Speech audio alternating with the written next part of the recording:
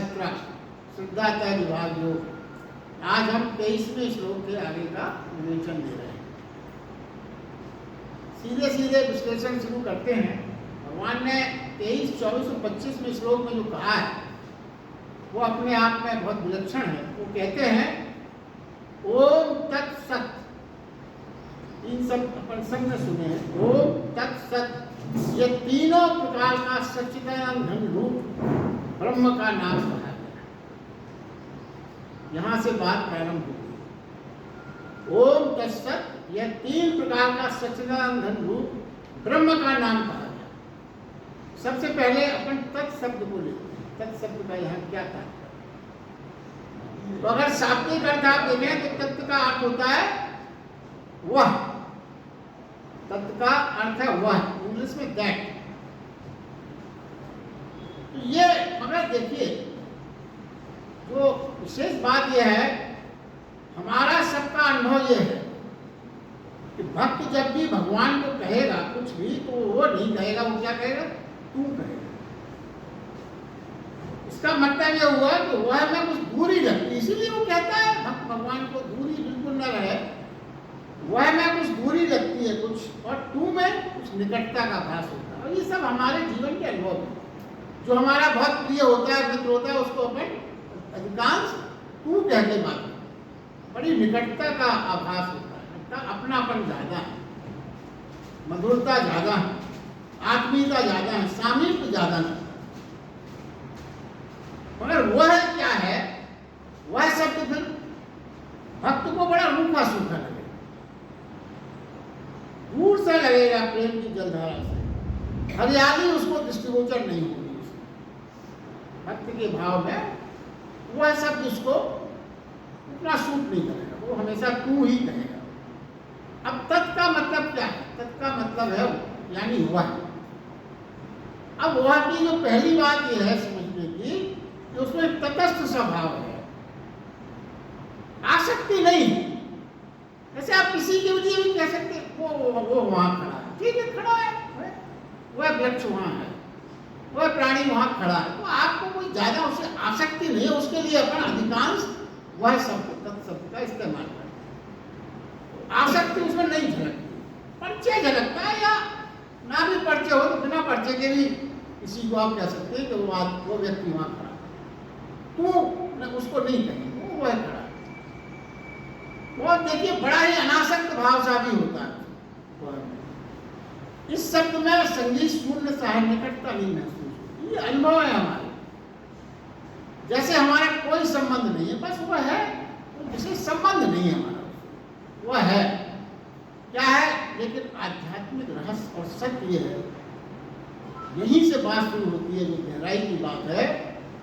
आध्यात्मिक रहस्य और सत्य है कि ज्ञानी तत् का ही उपयोग करता है। भक्त और ज्ञान मार्ग में जो फर्क अपन ने कई बार महसूस किया, तो भक्त तो तू शब्द का इस्तेमाल करे और ज्ञानी हमेशा तत् का इस्तेमाल। अब यही एक रहस्य समझने की बात है कि क्या श्रेष्ठ है, क्या फर्क है, और ऐसा क्यों है। अगर निकटता है तो ज्ञानी को भी तू इस्तेमाल करना चाहिए, नहीं, मगर ज्ञानी सर्वदा तत् का ही इस्तेमाल। अब दोनों में क्या फर्क हो जाता है, ये आगे आगे रहस्य क्या है। तू कितना भी निकट लगे, उसमें मैं थोड़ा सा तो हमेशा मौजूद रहे। अभी आप कल्पना करें, यही तो रहस्यपूर्ण बातें हैं गीता की। तू कितना भी निकट लगे, आप कितना भी, मगर उसमें आपकी मौजूदगी अलग रहे। आपका मैं, आपका होना, मैं से आप उसको उस दृष्टि में लें, अहंकार से ना, आप मौजूद तो रहेंगे। किसी को भी आप क्यों कहेंगे, तो आपका होना तो अनिवार्य है, उपस्थिति आपकी अनिवार्य है। बिना मैं के तू अर्थपूर्ण हो ही नहीं सकता। अब मैं रहेगा तभी तो वह तू कहेगा, मैं तो बना ही रहेगा हमेशा। जब मैं हूं, भगवान को भी भक्त कहेगा तो भक्त तो रहेगा, भगवान को वो तू कह देगा, मगर उसकी प्रेजेंस भी रहेगी। अब ये बात भी सही है, स्वीकार करने योग्य है कि तू बहुत सामीप्य है, सुंदर है, प्रेमपूर्ण है, भक्ति के भाव को प्रकट भी करता है, निकटता की सूचना भी देता है, और वह जो है सबको बड़ा निर्जीव लगता है, मगर वह की अपनी एक खूबी भी है। वो खूबी पे आप ध्यान देना, क्या खूबी है? तो वह तुमसे बहुत आगे जाता है। ये वह में भी रस है, लेकिन वह रस हमें दिखाई नहीं पड़ता। अब क्या रस है? वो दिखेगा जब मैं और तू से आगे हो जाए। पहले भी देखिए, तू के साथ मैं मौजूद रहने से, ये जो मुख्य बात जो भगवान समझा रहे हैं इसमें, तू के साथ मैं हमेशा मौजूद है, ये तो आपने समझ लिया। तो हम फिर क्या है, हम परमात्मा के निकट तो पहुंच सकते हैं, मगर परमात्मा नहीं हो सकते, क्योंकि आप मौजूद रहेंगे। तो परमात्मा के भक्त परमात्मा के कितने भी निकट पहुंच जाए, मगर वो परमात्मा नहीं हो सकता। वो अलग की दृष्टि, मैं की प्रेजेंस, मतलब आप पूरी तरह से समाहित उसमें नहीं हो सकते। ये फर्क है। अब देखिए, जैसे हुआ है, आप सोचें वृक्ष को आप वही कहेंगे, पत्थर कोई है, आप पत्थर की मूर्ति कुछ भी है तो आप वही कहेंगे, तू नहीं कहेंगे उसको, आप वही कहेंगे। और यहाँ तक भगवान कहते हैं कि ब्रह्म को भी आप वही कहेंगे, ब्रह्म को कभी तू नहीं कहा। ब्रह्म को क्या कहेंगे आप? सर्वदा वह कहेंगे, तू नहीं कहते। ये बौद्धिक बुद्धि और बौद्धिक मालूम होती है। मगर इसके आगे अगर आप तू की सोचें, गोपियां तू के साथ ही नाच सकती हैं, वह के पास उसके गीत अमृत हो जाए। गोपियों ने हमेशा भगवान को तू ही कहा है, और वो तू के साथ ही नाच सकते हैं। वह के पास उनके गीत, जितने भी गीत हैं, वो अमृत हो जाएंगे।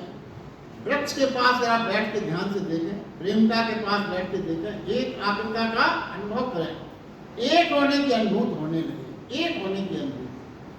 मौन रहो, ध्यान करो परमात्मा के सामीप्य का, तो आप सामीप्य का ही नहीं, जब आप ध्यान में उतरते हैं, क्या आप समझा रहे हैं, जब आप ध्यान में उतरते हैं तो क्या होता है, एक होने की अनुभूति भी नहीं होती, एक होने की सामीप्य भर की अनुभूति नहीं होती परमात्मा से, एक होने की अनुभूति।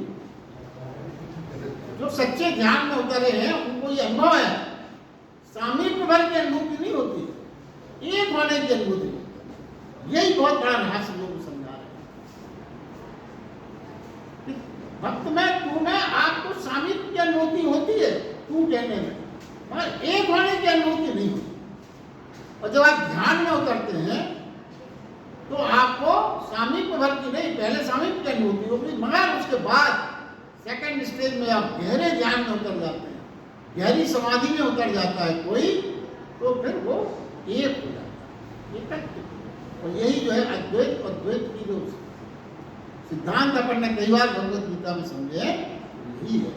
मतलब ज्ञानी परमात्मा से ध्यान में उतरने पर अद्वैत की स्थिति में आ जाता है, और भक्त हमेशा द्वैत की स्थिति। एक ऐसी एक अनुभूति को अंतिम सीमा है, ऐसी जो अनुभूति जब एक होने की अनुभूति हो जाए, तभी ये ओम तत्सत की अनुभूति है। जब कोई व्यक्ति इस पूरे अस्तित्व के साथ एकता का अनुभव करता है, जब कोई व्यक्ति अस्तित्व के साथ एकता का अनुभव करता है, कोई भेद नहीं रह जाता, अंश अंशी के साथ मिल जाता है, अंश अंशी के साथ मिल जाता है, और लहर सागर में हो जाती है। मतलब लहर क्या हो गई? सागर, लहर हो गई। ऐसा जब अगर इसके साथ ये घटित होता है, उसे असीम आनंद की अनुभूति होती है, असीम आनंद। जब एकता परमेश्वर के साथ एकत्व का अनुभव हो गया, अद्वैत का अनुभव हो गया, ऐसी विशेष आनंद की अनुभूति होगी, ऐसी वर्षा होगी जो तू में खाक नहीं होगी। कहां से बात कहां ले जाइए, देखिए यही आध्यात्मिक रहस्य। तू में कितनी भी मधुरता हो, पर ये जो अनुभूति है, ये जो आनंद है परमात्मा से एकाकार होने का, उस आनंद के सामने उस तू का आनंद वैल्यू है। क्योंकि तू में मैं तुम तो मौजूद ही रहूंगा, मैं भी मौजूद रहूंगा, परमात्मा के निकट भले पहुंच जाओ तू मैं मगर परमात्मा नहीं। ये आनंद तो परमात्मा हो जाने का जो आनंद है वो क्या है? वो परम आनंद है। इसी में तो परम आनंद कहा है। इसलिए कहा गया ओम तत्सत। ऐसे ही 3 प्रकार के सच्चिदानंद ब्रह्म का नाम है। फिर आगे कहा कि जब तक मैं और तू न मिल जाए तो मैं ओम का अनुभव नहीं होगा। ये बहुत, अगर इसको आप ध्यान से समझे तो बड़े आध्यात्मिक रहस्य हैं। क्या कहते हैं? जब तक मैं और तू ना मिल जाए, मतलब क्या हुआ? तू की जगह आप वह को अडॉप्ट ना करें। मैं और तू तो मिल ही नहीं सकते। तो जब तक मैं और तू ना मिल जाए, मतलब तू की जगह तुम वह की सार्थकता न समझ जाओ, तो एक ही कारण होना नहीं हो सकेगा। और अगर एक ही कारण नहीं हो सकेगा तो फिर तुम्हें ओम का अनुभव भी नहीं। इसीलिए मैंने आज की सूत्र को विशेष महत्व दिया। और अगर आप इसको ध्यान से समझे ना तो क्लियर हो जाता है। अब देखिए ओम के बारे में आप सोचिए। अभी आपने तत् के बारे में सोचा, अब ओम को ले। ओम क्या है? ओम भी जैसे हर चीज परमेश्वर ने कही 3 से बना।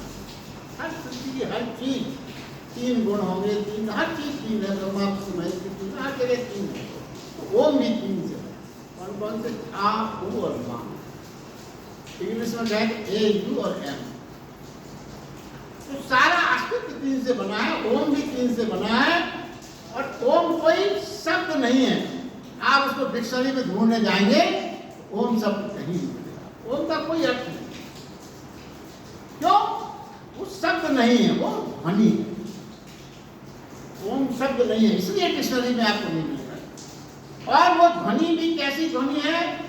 जो मनुष्य द्वारा निर्मित है। ओम की ध्वनि मनुष्य द्वारा निर्मित नहीं है। जब सारे विचार शून्य हो जाते हैं तो ये ध्वनि उपलब्ध होती है। नाद तो सर्वदा था, देखिए, मगर ऐसा नहीं है कि आप जब शून्य हो गए। नाद तो आपके भीतर इस सृष्टि में सर्वदा है, मगर हम खाली नहीं।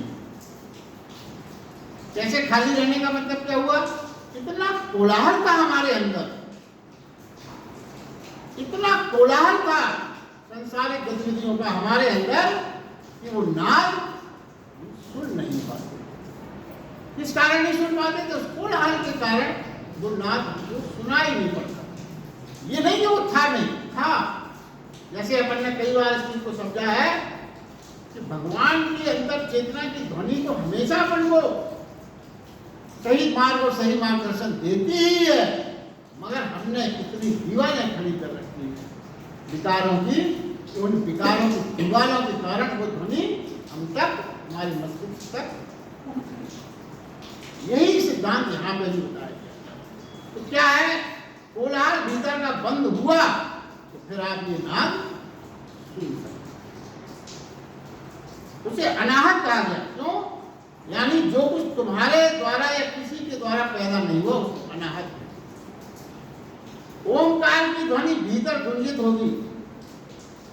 जब ओमकार की ध्वनि अगर भीतर गुंजित होगी कोलाहल समाप्त होने पर, जब तुम 3 स्वरूप की अनुभूति करते हो।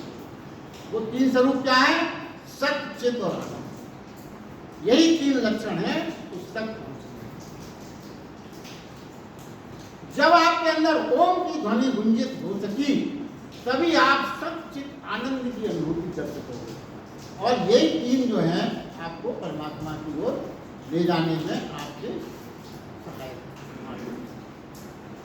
आगे के श्लोक में भगवान फिर कहते हैं, आगे कहा है उसमें भी 3 चीजें रची। क्या है? ब्राह्मण, वेद और यज्ञ। अब ये 3 जो चीजें हैं वो बहुत समझने की। ब्राह्मण किसको कहा गया? जन्म से नहीं। भगवान ने तो हर जगह कहा कि जन्म से कुछ मेरा मतलब। ब्राह्मण यानी जो ब्रह्म को उपलब्ध हुआ, जो जान गया, वो ब्राह्मण। जो ब्रह्म को उपलब्ध हुआ, जो जान गया, वो ब्राह्मण। और देखिए ये भी है कि ब्रह्म अपने द्वारा नहीं जाना जाता। आप ये नहीं कि ब्रह्म की कोई टिकट कटा लोगे आप, या ब्रह्म की कोई खोज करोगे, कहाँ है ब्रह्म, पूछ रहे हैं आपको, हमें जाना है भाई। क्यों जाना है? ब्राह्मण होना है हमको, तो ब्रह्म को जानना है, ब्रह्म में पहुंचना ना। फिर क्या करना है, कैसे पहुंचे, कैसे ब्रह्म जानने का मतलब क्या है? वो कहते हैं तुम्हें मात्र स्वयं को मिटाना है, स्वयं को मिटाना। स्वयं को मिटाने का मतलब अपने अहंकार को मिटाना है। और जैसे ही जगह खाली हुई, इसकी जगह खाली हुई, अहंकार की, मिट गया, जगह खाली हुई, और उसी खाली जगह में तत्काल ब्रह्म प्रकट, और इसी स्थिति को ब्राह्मण होना। अब देखिए कहानी शायद आपने सुनी हो, विश्वामित्र क्षत्रिय, वो ब्राह्मण होने, ब्राह्मण के लिए ब्रह्म का बहुत साधना की और तपस्या की। और उस समय उस काल में जो कथा है वो ये है कि वशिष्ठ मुनि जो थे वो इस बात का परीक्षण करते थे किसको ब्राह्मण कहा जाए। वो अगर कह दें तभी ब्राह्मण, ये कथा में आ जाए। तो वो हमेशा वशिष्ठ जी के पास साधना और सब पूरी को वो कहते थे कि वशिष्ठ जी हमेशा नहीं बस थोड़ी सी कसर, थोड़ी सी कसर।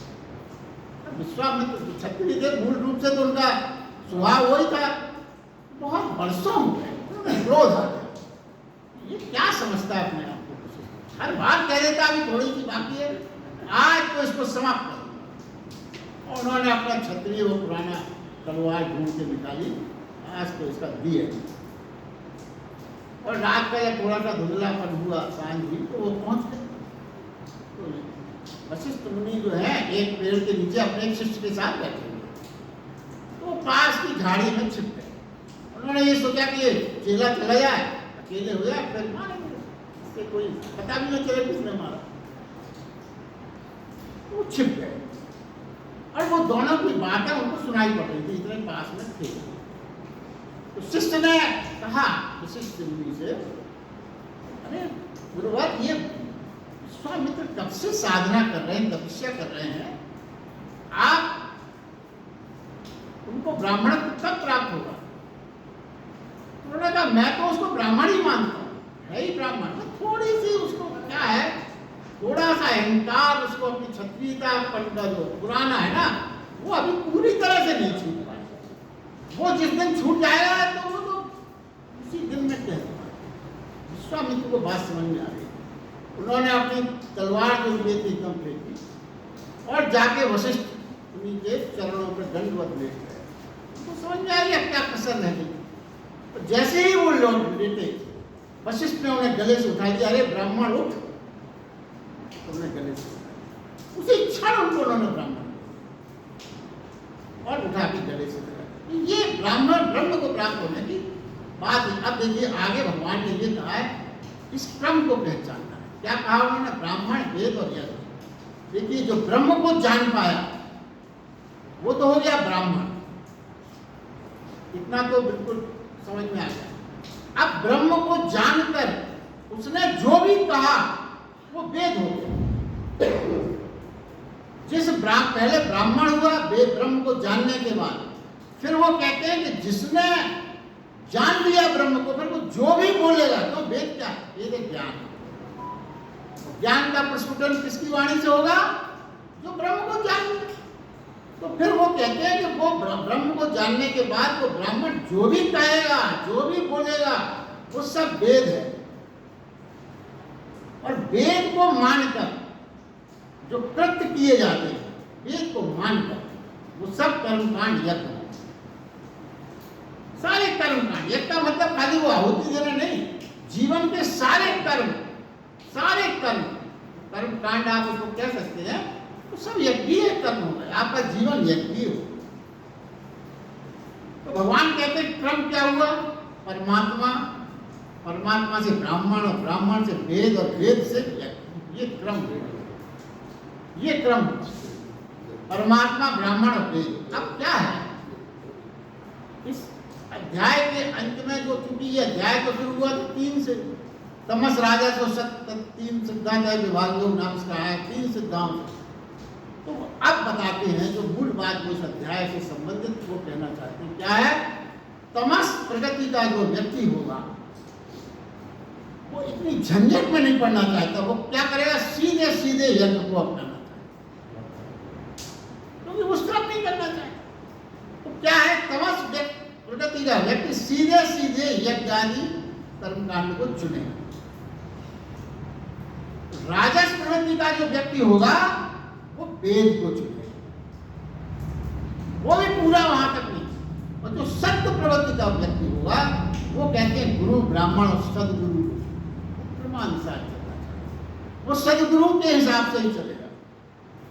आप देखिए वो क्या कहते हैं, जो बहुत रहस्यपूर्ण और आध्यात्मिक चर्चा है इस अध्याय की। वो कहते हैं क्रम समझिए, क्रम समझिए आप अपने जीवन। कैसा समझिए? यदि गुरु उपलब्ध हो जाए, सदगुरु उपलब्ध हो जाए तो फिर शास्त्र मत चुनना।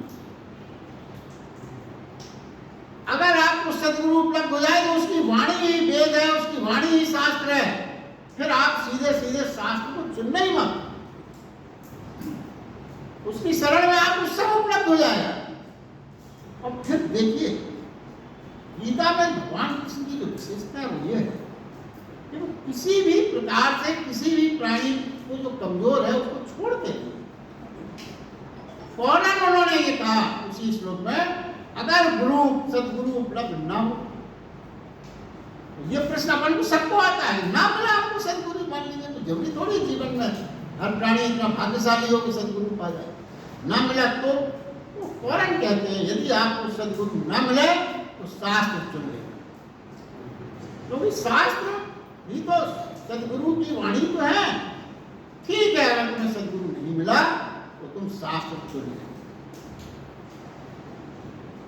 मगर सीधे कर्मकांड को मत चुनना, देखिए शास्त्र को चुन लेना। और फिर क्या कहते हैं, वो शास्त्र समझने के लिए हैं, करने के लिए नहीं, समझने के लिए। और समझ से ही मुक्ति होती है, कोई बात नहीं। अब देखिए तीसरे कैटेगरी के व्यक्ति भी हो सकते हैं संसार में, जो शास्त्र भी जिनको उपलब्ध, उनके लिए वो कहते हैं शास्त्र भी उपलब्ध ना हो तुम क्रिया कांड और यज्ञ को डायरेक्ट भी चुन लेना, कोई बात नहीं। क्रम देखिए, भगवान किसी का भी सबका कल्याण करे, मगर अब देखिए जो विशेष बात है इस अध्याय की, अब शुरू है। इतना तो उन्होंने लागू कर दिया कि ठीक है, तुम्हें सदगुरु नहीं मिला तो तुम शास्त्र चुन लेना, शास्त्र नहीं मिले तो यज्ञ चुन लेना, कोई भी बाकी नहीं। सबको उन्होंने अपने में समेट दिया। मगर फिर वो एक फौरन एक बात और कहते, वो कहते हैं दान यज्ञ ऐसे भाव फल को न चाह कर करना, करना सब यज्ञ डायरेक्ट करना, दान डायरेक्ट करना, कुछ भी आपने सदगुरु और शास्त्र नहीं मिले, मगर वो ये कहते हैं कि दान यज्ञ ऐसे सब कर्मकांड सब करना, मगर फल को मत चाहना। और फिर इसके आगे जो एक चीज लाइन उन्होंने कही वो बहुत महत्वपूर्ण है, क्या? मोक्ष की आकांक्षा वाला पुरुष द्वारा ये सब उपलब्धि की जा सकती। अब यहाँ पे विरोधाभास होता है कि दोनों चीजें एक साथ जोड़ी हुई। पहली बात तो ये कहते हैं कि दान यज्ञ में करना, फल की चाहना मत करना। उसी समय उन्हीं के लिए ये बात कही है, सबके लिए नहीं है कि मोक्ष की चाह करना, मोक्ष की आकांक्षा मन में रखते हुए तुम इन यज्ञ आदि के कर्मों का फल मत चाहो। अब यहाँ पर ये एक प्रश्न जो पैदा होता है, जो अपने आप में बहुत रहस्यपूर्ण है। अभी तक जो भगवान कृष्ण ने पिछले कई अध्यायों में अपने जगह ये बताया है, चाह से करने से कुछ नहीं मिलता, चाह को छोड़ना है, कामना को छोड़ना है। और चाह को छोड़ने के, और उन्होंने कई जगह ये तक कहा है कि मोक्ष की भी चाह करोगे तो नहीं, मोक्ष घटित होता है। तुम अपने को पात्र बनाओ तो मोक्ष घटित हो जाएगा। हाँ, यहाँ पे उन्होंने ये बात क्यों कही कि मोक्ष की आकांक्षा, यही इस अध्याय के समापन का रहस्य है। और भगवत गीता अगर आप इस तरह से समझेंगे ना, तभी सारी कंसेप्शन क्लियर हो। यहाँ पे क्या हो गया? अब विरोधाभास हो गया कि नहीं, मोक्ष की आकांक्षा, तो मोक्ष की आकांक्षा ये भी तो फल की चाह हुई। चाह के हमेशा विपरीत रहे भगवान, उलझन होती है सोच के, मगर इसको किस तरह समझें? हम प्रयास करें, आकांक्षा करें। देखिए अब इसको दूसरे उल्टे ढंग से समझा रहे हैं। क्या? हम प्रयास करें, आकांक्षा करें, यदि प्रयास भी करें, आकांक्षा करें, तो संसारिक वस्तुएं पा सकते, संसारिक वस्तुएं पाई जा सकती। और ये हमारे सबके जीवन के अनुभव भी है। यदि हम बहुत आकांक्षा करें, प्रयास करें, तो हम मिल जाता। क्या क्या संसारिक वस्तुओं में क्या क्या प्राप्त आप कर सकते हो, सबके अनुभव है, वो सबने किया भी है। आप धन प्राप्त कर सकते हो, आकांक्षा करें, प्रयास करें, धन प्राप्त हो सकता है, पद प्राप्त हो सकता है, यश प्राप्त हो सकता है, वैभव भी प्राप्त हो सकता है। और लोग कई पाए हैं, अपने समक्ष उदाहरण है। लेकिन व्यवहारिकता से बात सोचिए, आकांक्षा की है उन्होंने, प्रयास किए उन्होंने, पाया भी है। अपने पास ऐसे 50 उदाहरण हैं जो अपन प्रत्यक्ष रूप से संसार में देख रहे हैं। कई लोगों ने प्रयास किया, आकांक्षा ने पाया। अब वो कहते हैं अब ध्यान में मोक्ष क्या है, मोक्ष क्या है, और मोक्ष के भाव कहते हैं ना, मोक्ष की आकांक्षा करना। तो ये तो भाव हो गए इसके धन, पद और यश की आकांक्षा। अब अगर मोक्ष का भाव आपके अंदर पैदा होगा, जैसे वो मोक्ष की आकांक्षा करना कहा हुआ, तो क्या क्या भाव आपको अपने अंदर रखना पड़ेगा? यदि आप मोक्ष की आकांक्षा पर रखते हैं तो कुछ भाव क्या निर्धारित है? भाव क्या? शांति, ईमानदारी, द्वेष रहित होना, कुछ छीनने का, दूसरे का भाव ना होना, ये भाव आपको रखना पड़ेगा, तभी तो आप मोक्ष की आकांक्षा करें। मोक्ष की आकांक्षा का मतलब यही है, शांति चित्त में, ईमानदारी, द्वेष रहित होना, और कुछ छीनना दूसरे से, इसका कोई भाव ना हो, यही मोक्ष है। अब देखिए, इसी को लिंक करें, ये भाव होना चाहिए यदि आप मोक्ष की आकांक्षा करते हैं। अब जो संसारिक चीजें कही गई थी उससे लिंक करिए। अब देखें आप, यदि आप धन कमाने की प्रयास कर रहे हैं, तो विश्वास रखते हो, सबका अनुभव है, आपको क्या छोड़ना पड़ेगा? ईमानदारी छोड़ना पड़ेगा। मोक्ष की आकांक्षा में ईमानदारी भी एक भाव है, मगर यदि आप संसारिक उसमें धन कमाने चाहते हो तो पहली भाव यही है कि ईमानदारी को छोड़ना पड़ती है। और ये सब हमारे अनुभव है जीवन के संसार में। ईमानदारी से संसार में धन बहुत मिलने हैं, कोई कमाने, मगर 99% की बात से। अच्छा, दूसरा देखिए, दूसरा क्या है भाव जो संसारिक का उपलब्धि की प्रयास करने से मिलता था? पद, पद प्राप्त होना, ये भी संसारिक उपलब्धि है। तो किसी को भी पद, शांति तो छोड़ना पड़ेगी जब भी पद मिलेगा। आज चाहे विधायक बनना हो, मंत्री बनना हो, पार्षद बनना हो, किसी भी पद पे जाना हो, सर्विस में प्रमोशन पाना हो, कुछ भी है, तो पहला चीज है आपकी शांति को तो विदा हो ही जाती है, आपको शांति को छोड़नी। कल भी अपन ने सुना था, एक संत के पास एक सज्जन गए, बोले साहब हम ध्यान करने को तैयार हैं, मगर आप गारंटी लो कि हमें शांति मिल जाएगी, वरना हमारे पास बहुत काम है, नहीं करना तैयार है। कौन गारंटी ले सकता है? ध्यान यदि आप बिना चाह के करोगे तो ध्यान से शांति निश्चित मिलेगी, मगर यदि आपने ये चाह के ध्यान किया कि हमें शांति मिलना है, तो बाहर एक पहरेदार हमेशा खड़ा रहेगा जो कैलकुलेशन लगाएगा, मिली कि नहीं मिली, मिली कि 15 मिनट हो गया, मिली कि नहीं मिली, उत्तर हमेशा यही मिलेगा कि नहीं मिली। अल्टीमेटली आप जो शांति के लिए आए थे, तो जितने अशांत आप उस समय नहीं थे आते समय, उससे ज्यादा अशांत हो गया आपका। ये नियम। तो पद पाने के लिए आपको शांति छोड़ना। यश का आना जो संसारिक बताया गया था, यश में आप बिना द्वेष के, बिना दूसरों को पीछे किए आप यश नहीं कमा सकते। आपको यश कमाना है तो किसी व्यक्ति को, किसी समूह को आपको द्वेष पूर्वक पीछे करना पड़ेगा आगे बढ़ने के लिए। वैभव कमाना है यदि संसार में, तो निश्चित मानिए दूसरों का हक बिना छीने आप वैभव नहीं कर सकते। ये संसारिक बातें हैं और ये सब सत्य हैं। अब समझें, यहाँ पे जो मुख्य बात इस अध्याय की है, जितने भी मोक्ष पाने के गुण थे, कौन कौन थे? ईमानदारी, शांति, द्वेष रहित होना, कुछ छीनने का प्रयास न करना। तो जितने भी मोक्ष पाने के गुण थे उसके विपरीत करना पड़ेगा संसार की उपलब्धियां प्राप्त करने के लिए। संसार की उपलब्धियां प्राप्त करने के लिए जितने भी मोक्ष के भाव थे उसके विपरीत जाना पड़ेगा।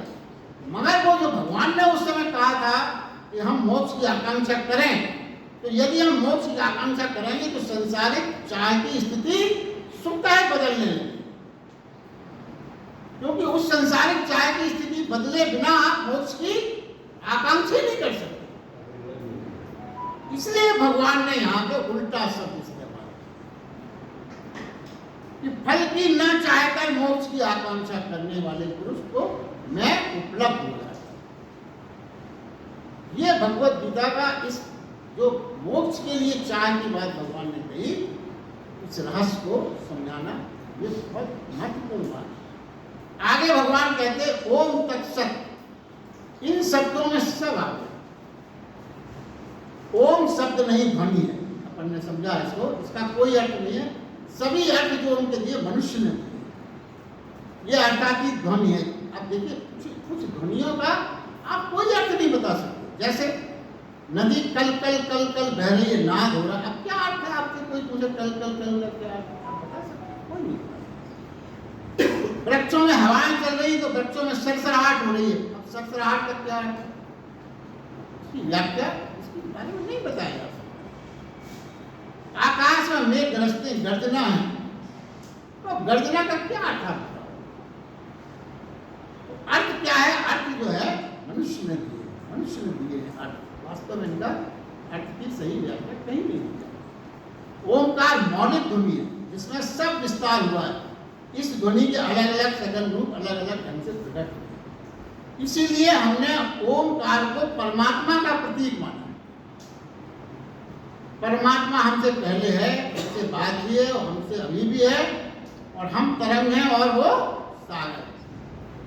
तो जितने भी धार्मिक अनुष्ठान या जो भी किए जाते हैं उसमें चूंकि ओम परमात्मा का स्वरूप है, इसलिए ओम शब्द से ही सब शुरू है। गायत्री मंत्र ओम भूर्भुवः, तो पहले जितने भी कर्म, जितने भी यज्ञ आदि जो भी सुकर्म है वो सब ओम से शुरू करने का तात्पर्य है कि ओम शब्द वास्तव में परमात्मा ही है, परमात्मा का ही नाम है, इसलिए ओम से ही सब शुरू हुआ। अब देखिए, अब तक अपन ने दो आध्यात्मिक यथार्थ समझे। क्या भक्ति संबंध है, कितने भी करीब आ जाओ लेकिन एक दूसरी दूरी बनी रहती, ये अपन ने समझा। भक्ति से कितने भी संबंध हो, कितने भी करीब आ जाओ परमात्मा के, लेकिन एक दूरी बनी रहेगी। और ज्ञान क्या है? ज्ञान असंबंध है, क्योंकि ज्ञान में तुम एक हो जाते हो, इससे परमात्मा। इसलिए ज्ञानी ने उस तत्व को कहा, यानी ज्ञानी ने तत्व को वह। अब एक तीसरा शब्द और आता है, ओम और तत्व हो गया, क्या शब्द बचा? सत्य। तो सत्य के बारे में क्या कहते हैं ये जान लें। ओम तत्सत, पहले ही समझ लें, ओम तत्सत, हरि ओम तत्सत। देखिए आप सामान्य रूप से आदमी कहता हरि ओम तत्सत। तो इन तीनों में भारत का वेदांत सारा सार, सारी आत्मा समाई है, सनातन। सारा ज्ञान, चाहे वो कृष्ण का हो, चाहे महावीर का हो, चाहे बुद्ध का हो, सब इसमें समाई। तो सत्य का अर्थ क्या हुआ ये समझें। अब सत्य का अर्थ क्या है? जो है वो सत्य है, मगर इतना ही पर्याप्त नहीं है। देखिए वृक्ष भी है, नदी भी है, तुम भी हो, मैं भी हूं, सब है।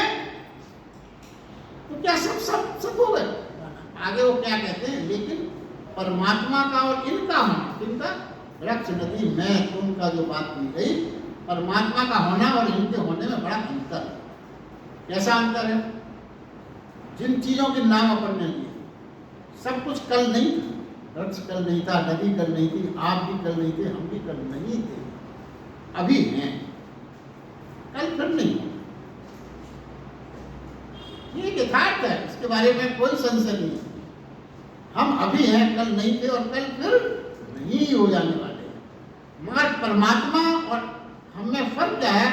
परमात्मा कल भी था, अभी भी है और कल भी रहेगा। उसके मिटने का कोई उपाय नहीं है। इसीलिए जो सत्य है वही परमात्मा, इसलिए जो सत्य शब्द है वो परमात्मा के लिए ही कहा जा सकता है, बाकी सब असत्य। हमारा होना हमारे गुणों पर निर्भर है, परमात्मा का होना गुणातीत स्वरूप पर निर्भर, कोई गुण नहीं, स्वरूप सर्वदा है और उसी का नाम परमात्मा। देखिए अब आप देखिए, अब सत कर्म को समझें। सत को तो आपने समझ लिया, सत परमात्मा ही है, इसीलिए कहा ना सत। सत का उच्चारण का अर्थ ही है परमात्मा को आप उच्चारण। अब सत कर्म क्या है, इसका भ्रम भी गीता में दूर किया। जहां जहां भी, देखिए बड़ी सरल परिभाषा है मगर इतनी गहरी है, सुनने में तो बहुत सरल है। वो कहते हैं जहां जहां भी अहंकार शून्य होकर कुछ भी होगा, वहां सत शब्द का प्रयोग किया जा सकता है। कोई भी ऐसा कर्म जो आप अहंकार शून्य होकर करेंगे, वो सत्कर्म माना जाए। अहंकार शून्य होकर किया आपने, यदि हमने किया तो फिर क्या तात्पर्य हो गया इसका? अहंकार शून्य होकर हमने जो भी कुछ किया, हमने नहीं किया, वो परमात्मा से हुआ, इसीलिए तो सत्य हो गया।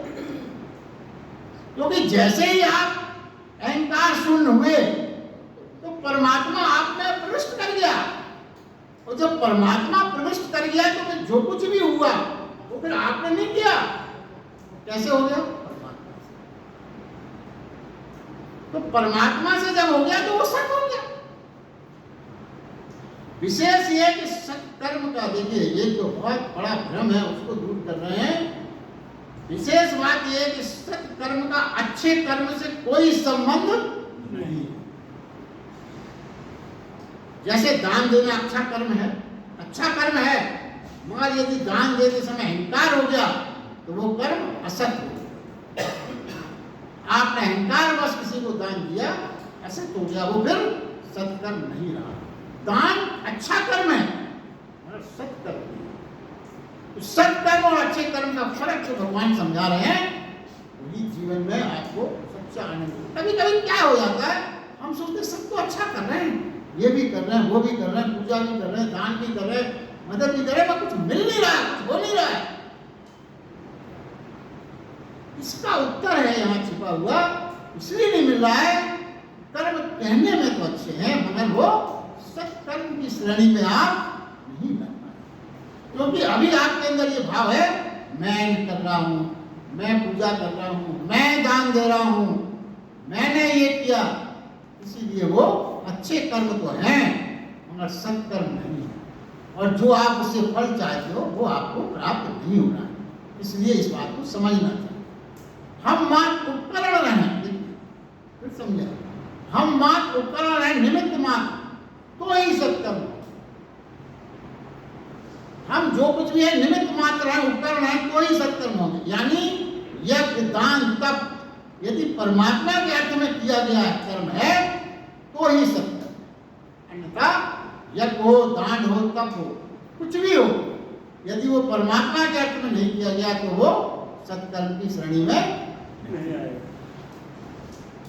अब यही देखिए पूरी गीता में हो क्या रहा है, यही हो रहा है।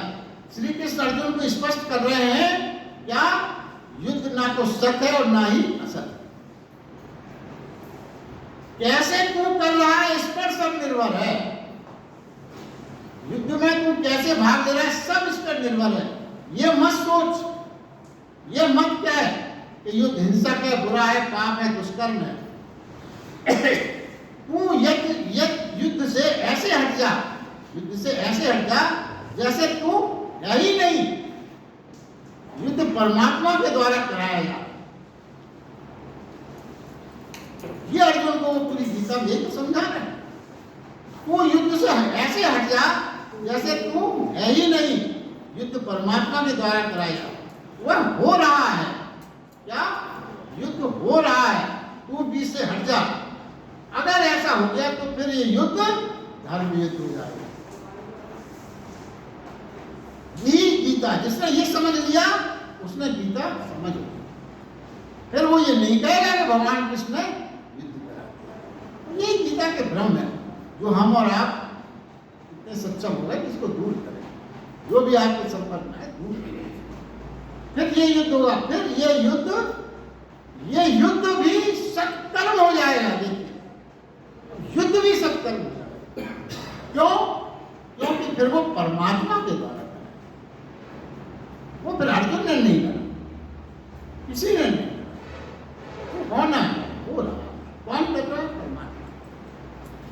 इसके बाद फिर वो कहते हैं कि परमात्मा के हाथ की छाप जिस पर पड़ जाए वही कर्म सत्य, क्योंकि वो परमात्मा सत्य। अब इसके बाद जो है ना श्रद्धा शब्द एक और आया है। श्रद्धा का इन सब चीजों में श्रद्धा का क्या महत्व ये बता रहे हैं। श्रद्धा का अर्थ अपन ने कई बार समझा। श्रद्धा का अर्थ क्या है? समर्पण, निमित्त हो जाना, यानी मैं हटा तू आ जा, यही श्रद्धा है। मैं हटा तू आ जा, विराजित हो जा। क्या कहें आप? तू जिलाएगा जैसे, जिंदा रखेगा जैसे, मेरी कोई मर्जी नहीं है, सब तेरी मर्जी। जैसा जीवन देना चाहे दे, जैसे जिंदा रखना चाहे रख, अब मेरी कोई मर्जी नहीं है। मुझे ये कहना ही नहीं है कि मुझे ये कर, ये कर, ये करना। मेरी मर्जी विलोपित, सब तेरी मर्जी। मैं मिटा, अब तू ही मुझ में जी। छोटी छोटी सेंटेंस से समझाना पड़ता है। बड़े बड़े आध्यात्मिक, मेरा तो यही खोज रहती है, बहुत बड़ी बड़ी बातें मत करो, वरना ज्ञानी थोड़ी बनना है, समझना है। इस छोटे से वाक्य में कितना बड़ा सूत्र छिपाया, सोचे आप। मैं मिटा, अब तू ही मुझ में जी, सब कह दिया। सबवत होना ही शिववत होना, सबवत होना ही शिववत होना। इस सेंटेंस में सब आ गया। आप पुस्तक लिख सकते हो। इसलिए बिना श्रद्धा के, देखिए आगे वो श्रद्धा के जो बता रहे हैं वो इसका मतलब क्या है। बिना श्रद्धा के होमा हुआ हवन, दिया हुआ दान, तब जो भी है, जो कुछ भी किया गया वो सभी कार्य असत। बिना श्रद्धा, बिना श्रद्धा के मतलब बिना परमात्मा के। बात तो वही है। श्रद्धा नहीं है तो परमात्मा का आपको गुण नहीं है, परमात्मा नहीं है तो फिर ये सब काम जो आप कर रहे हैं सब असत हो जाएंगे। क्यों? क्यों हो जाएंगे? क्योंकि वो श्रद्धा से नहीं, आपके अहंकार से मिश्रित, आपके द्वारा किए गए तो अहंकार से मिश्रित है, वो फिर परमात्मा से मिश्रित नहीं। अब इस पूरे अध्याय के जो सूत्र हैं, 2-3 बिंदुओं में सब समाहित है, उसको आप ध्यान से सुने तो ये अध्याय पूर्ण हो जाए। क्या? जो भी कर्म अहंकार के साथ बने, जो भी कर्म हमारे आपके अहंकार के साथ बने, वो पवित्र गंगा नहीं हो सकती, उसके किनारे पर तीर्थ नहीं बने। निरंकार हो तभी तीर्थ बन सकते। दूसरा क्या बिंदु है? एक ही यज्ञ है जीवन का। क्या यज्ञ है? तुम्हारे अहंकार का जल जाना। ये जो अपन आहुति भस्म लेके जलाते ना, नहीं, वो कहते हैं यज्ञ तो एक ही है, बस वो है कि क्या है? तुम्हारे अहंकार का जल जाना। वो कहते हैं एक ही तप है। अरे आप बहुत दूर मत जाइए, वो कहते हैं एक ही तप है, स्वयं का मिट जाना। बस यही करें। धूप में खड़े रहे, एक पांव पे खड़े रहे, कांटों पे लेटे रहे, इससे क्या होगा? ये तप नहीं है, इससे अहंकार बढ़ेगा, मिटेगा नहीं।